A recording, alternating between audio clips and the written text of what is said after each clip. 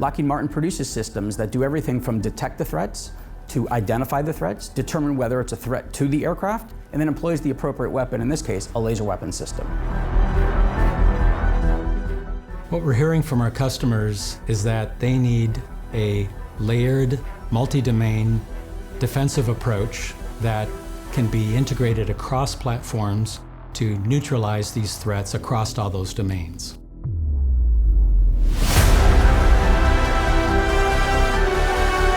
Imagine an aircraft equipped with a laser system with the capability to be able to neutralize a threat at the speed of a lightning strike, the precision of a surgical scalpel, with the magazine to deal with a swarm, and with the scalable effect to be able to address that threat, providing an effect all the way the one end from simply deterring it for a short period of time, all the way up to completely neutralizing and defeating that threat.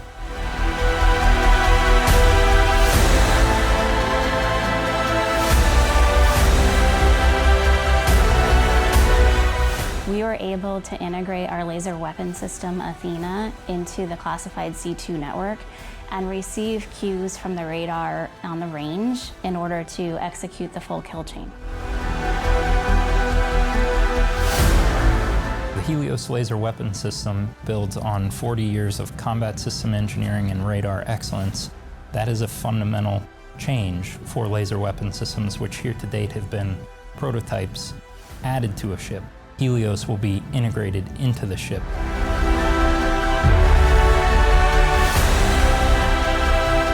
So what's exciting about this technology is that it's scalable. It's lived in the laboratory for many years, but has finally reached the power levels and the effectiveness to allow it to be used on the battlefield.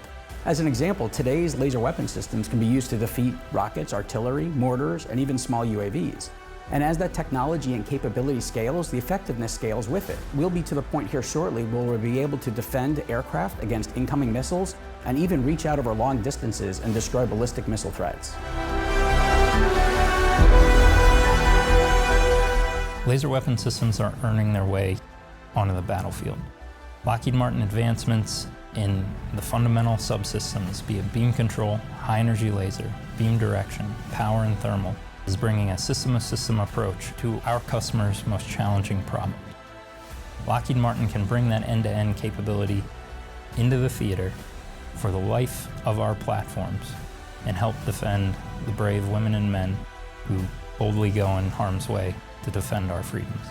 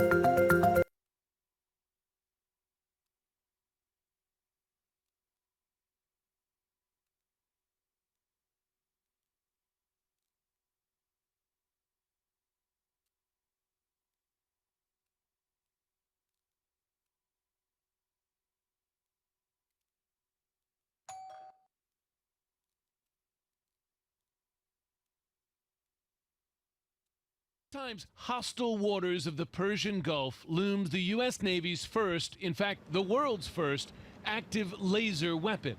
The LAWS, an acronym for Laser Weapons System, is not science fiction, it is not experimental. It is deployed on board the USS Ponce amphibious transport ship, ready to be fired at targets today and every day by Captain Christopher Wells and his crew.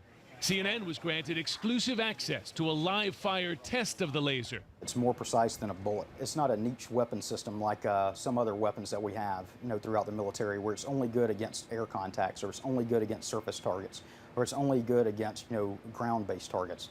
In this case, this is a very versatile weapon. It can be used against a variety of targets. LAWS begins with an advantage no other weapon ever invented comes even close to matching. It moves, by definition, at the speed of light. For comparison, that is 50,000 times the speed of an incoming ICBM. It's throwing massive amounts of photons at an incoming object. We don't worry about wind, we don't worry about range, we don't worry about anything else. CNN witnessed that speed and power firsthand.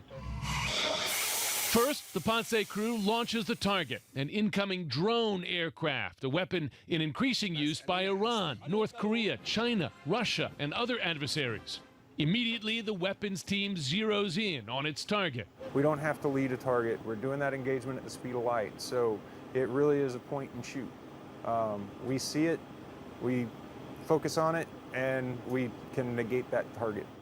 Then, in an instant, the drone's wing lights up, heated to a temperature of thousands of degrees, lethally damaging the aircraft and sending it hurtling down to the sea. All this from a silent and invisible killer. It operates in an invisible part of the electromagnetic spectrum. You don't see the beam. It doesn't make any sound. It is completely silent, and it's incredibly effective at what it does. It is remarkably precise, minimizing collateral damage.